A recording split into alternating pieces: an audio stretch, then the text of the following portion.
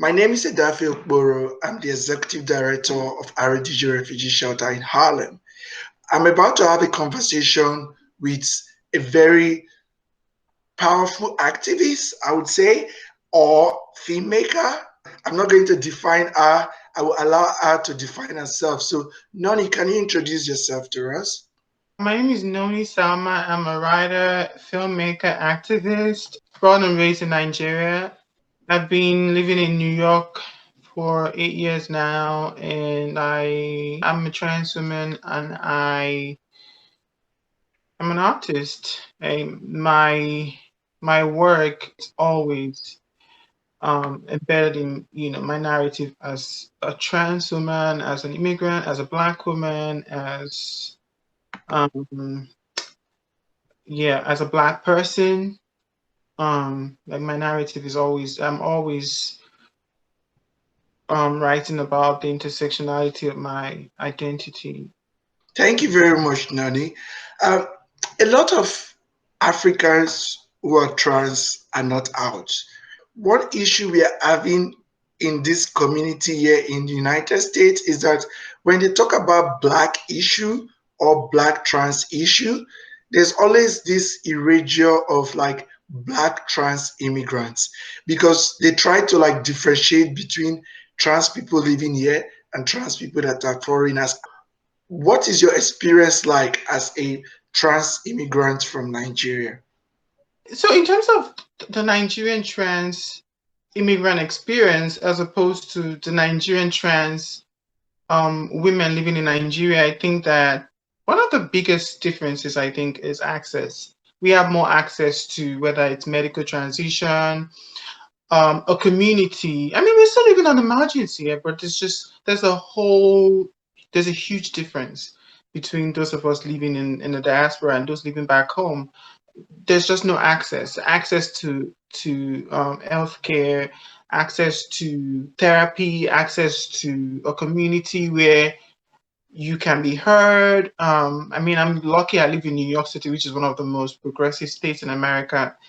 And for trans people, also, I think that New York City is just a place that's because it's not everywhere in America, right? But New York is a place that is very accepting. The communities that I have a friend who lives in Oklahoma, and she's like, "Oh, if I'm going to relocate to New York because it's more trans friendly, but also that there are all the services that I can access." And I connected her to where to go to. We don't have that back home. I know there's an LGBT center, but I'm not even sure that they cater to the T, right? So I think that that's always the struggle for those living back home. They look at us like we're living the life, and even though we might have struggles, they see us doing things that they cannot do. We find our places in society better than they do. We still have our own struggles, right? As a trans person living in America, like I still have to worry about, like politicians, yeah, bringing out bills that criminalize my existence. I still have to worry about that. But I have access to community. I have access to programs that are designed to make my life better in a way that theirs are not. Um, and if you don't have that, how do you come out? If they're not spaces made for you, that where you can like safe spaces, how do you come out? You don't have the wealth to protect yourself, and you don't have organizations that are doing that for you. How do you come out? So I think that's one of the reasons why we're not seeing them as much. But they do exist because I've had like people reach out to me from time to time for advice, or just maybe even follow me, and I just, I see what they're doing through their posts. But maybe they're just not as visible because of also the environment that they find themselves in is not, is not designed for their protection, and so they have to kind of live in the shadows. Thank you very much, Noni. I'm always like heartbroken when I hear our trans siblings talking about how difficult it is for them. Because me, I always go around talking about how difficult it is for me as a gay man. And I cannot just imagine the privilege I have compared to someone that the world is like constantly trying to oppress them.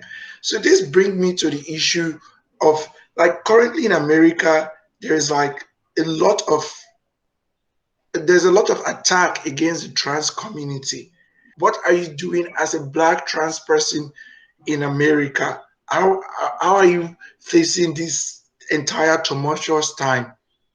It is so overwhelming, right? I remember when I first came to this country, I came in 2012 and Barack Obama was the president, right? I came in when it was the most progressive and trans people where we had Levon Kirks and Orange is the New Black. And after then, we've had like different representations, right? We've had Transparent, we've had Sense8, we've had all of this Fantastic Woman, which is a foreign language film, but was nominated for the Oscars. We've had all of these amazing things.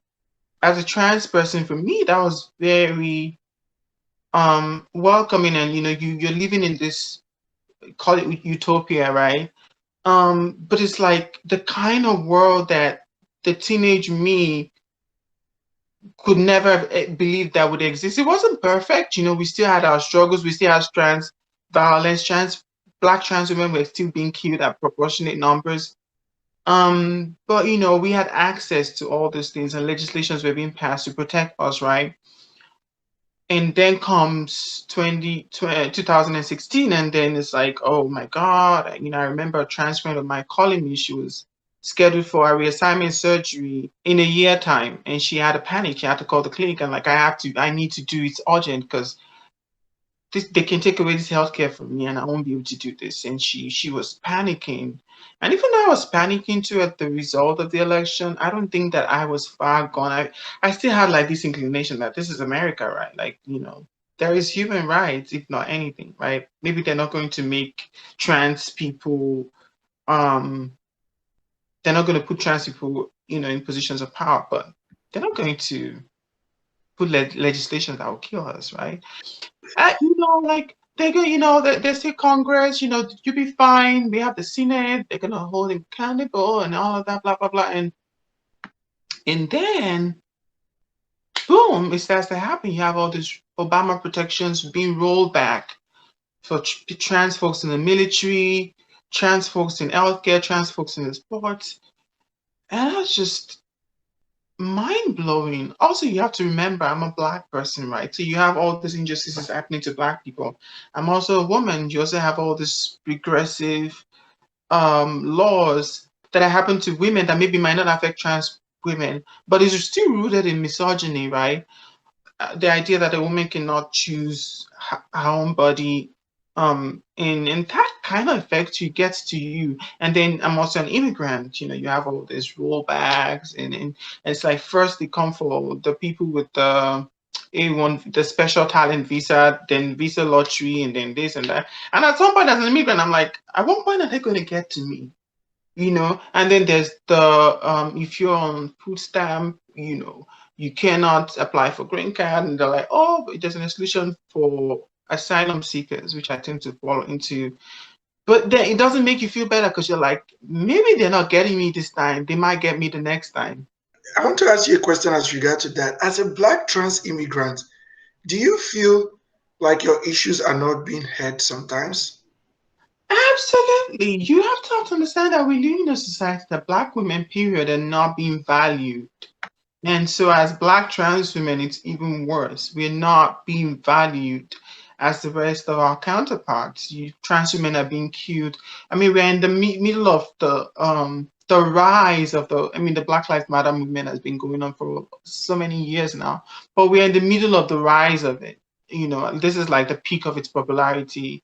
I hope it keeps growing, but this is at the peak so far, but you don't hear the trans mothers being centered. It's almost as if, I watched a video some weeks ago of a trans woman who was mob attacked by black cis and men and women.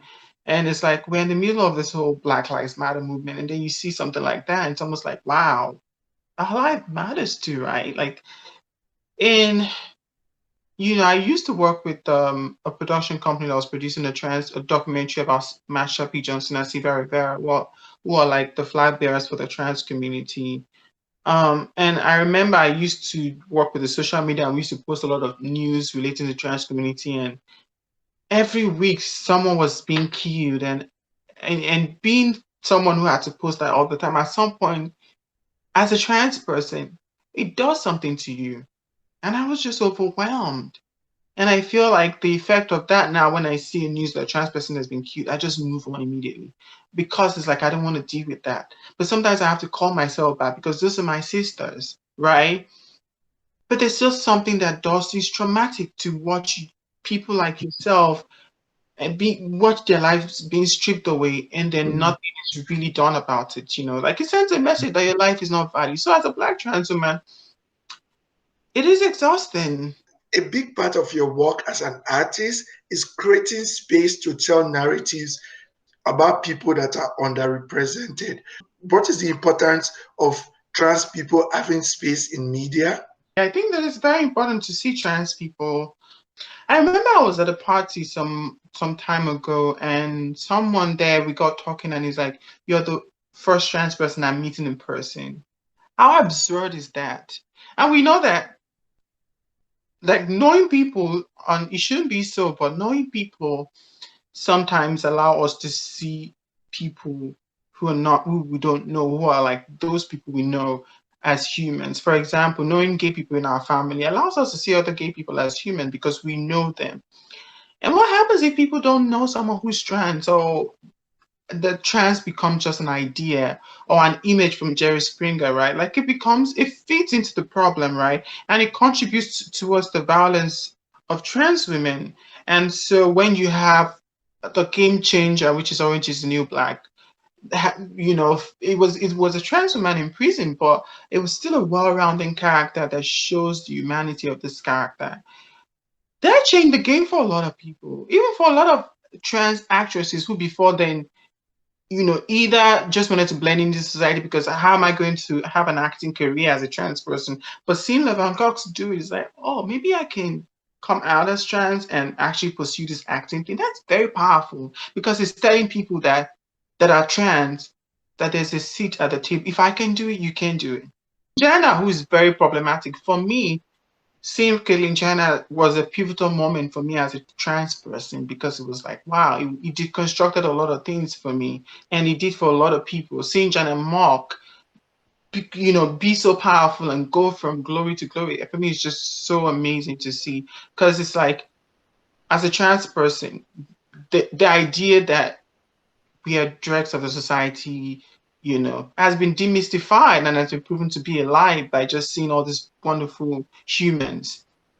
Just even hearing the stories and struggle of trans people is transformational.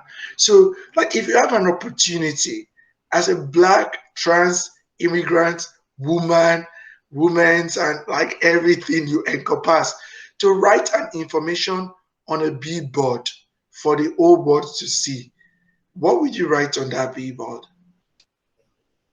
The revolution is not complete without black trans women.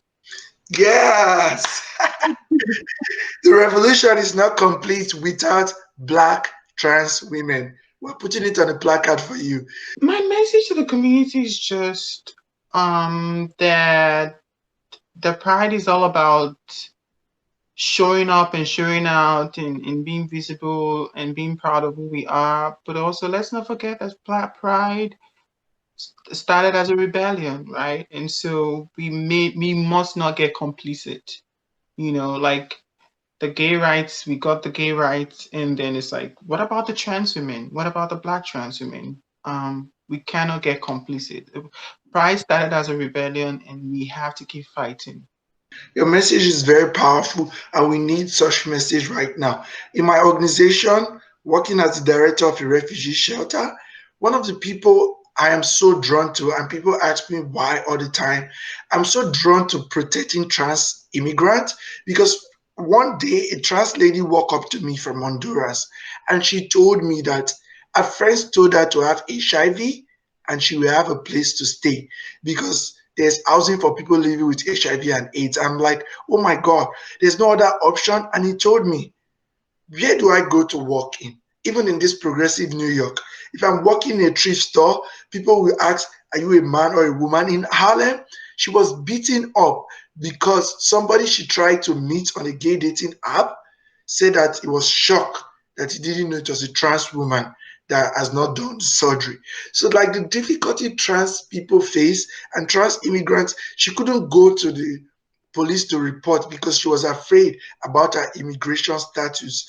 And this reminds me that, there's a lot of complication that you have a different name, and when you transition, you change your name sometimes, and it complicates your immigration document and makes it more tedious process to go through. Can you talk a little bit about the difficulty of being a trans person applying for immigration benefits? I feel like I'm one of the lucky ones, and I always try to remind myself whenever I meet people who still have the difficulty with like name change. What am I even talking about? When I got my asylum letter, you know, I was misgendered. Just I don't know, maybe there was, you change all your documents, but maybe somewhere something still reads wrongly. And I remember it was a very happy moment for me because I just gotten asylum. But here I was looking at being misgendered, and it was it was paralyzing for me. So it's like something that you always before then I hadn't really dealt with it. All my documents are up to date.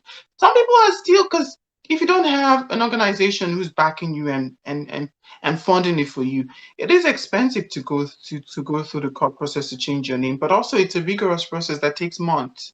And for some people, they just don't have the means to do that. And so they still have to show up to the work with an ID that say something else that's different from who they show up to the world as. And if you're then applying for like immigration, sometimes it's like, where there's all these laws about if you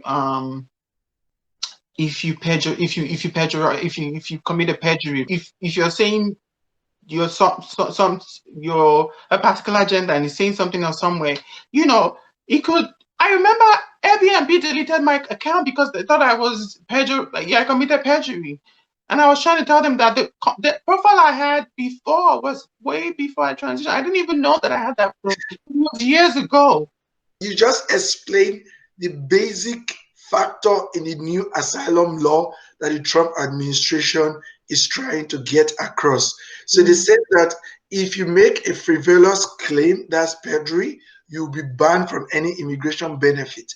That means if your home country, your name was one, and you came here, your name is now Jenny, and your application says one, they can just use that opportunity and ban you from applying for any immigration benefits. That is an opportunity to prevent LGBTQ people to have access to asylum. And if not for asylum, I don't think I would be in America. It would have affected you. It would have affected a lot of people that came to this country. So that is why we will continue to make the entire LGBTQ community know that in spite of the fact that we have gotten equality before the law for gay men, equality for employment, trans people still have a lot of legal hurdles they go through. And it is high time we start centering the voices of not just only Black trans women, but Black trans immigrant women and other forms of trans women who are on the margins of society, that their voices are not being centered. Language is very important. That is why I think that we as gay men, when we want to do things, we should look for people like Noni and ask them, come and advise us on how this creative material should be produced. Like me, when I do things I don't have experience on, I always ask people that have the lived experience. And that is why I think you being here is very important. And before we end, I would like you to use this opportunity to tell the entire New York City and the world Pride community that will be attending any message you have to share with us about you, Noni. I just say that, I'm proud to be part of the community. I'm proud to be a trans woman, a Black trans woman, a Black trans immigrant woman. All of these identities are very important to me because, yeah, who I am, and, I cannot negate one for the other. And I just want to say to everyone who comes for Pride that I'm proud of each and every one of them. I'm proud of the moment we are living in because we're not allowing it to weigh us down. And I want to congratulate everyone with the the Supreme Court ruling that was in favor of us being fired from our places of employment for being who we are, and hopefully that the pendulum keeps shifting in our favor as the year goes by. But we just have to keep fighting. I know it's draining, and I know it's tiring, and I know it's exhausting, and it can cause us to just want to stop fighting, but we cannot stop. We just have to keep going. I'm working with Pride of Freak to organize the first virtual African Pride, and you can find them on Facebook, Pride of Freak. Pride Afrique is AFRIQUE. And also, if you wanted to donate to a trans organization, one that I benefit largely from is Trans Latina. I know it says Latina, you know, if you're not Latina, you might feel excluded, but they really do they do a lot of things for people in the Black community too. So those are the organizations that I am currently kind of affiliated with in some way or form, that I think for trans people, trans Latina, they benefit a lot from them, and I'll be grateful if someone donates to them. If somebody want to find you on the internet, where do they look for you from? So Instagram, and I'm at Noni Salma. It's Noni Salma, Salma, and on Facebook is Noni Salma. On Twitter is Miss MS Noni Salma. And yeah, I think that's about it. Thank you very much, Nani. I really appreciate the opportunity you have given for us to hear your story. Do have a lovely Pride. I Thank you. I hope you do too. Thanks for having me.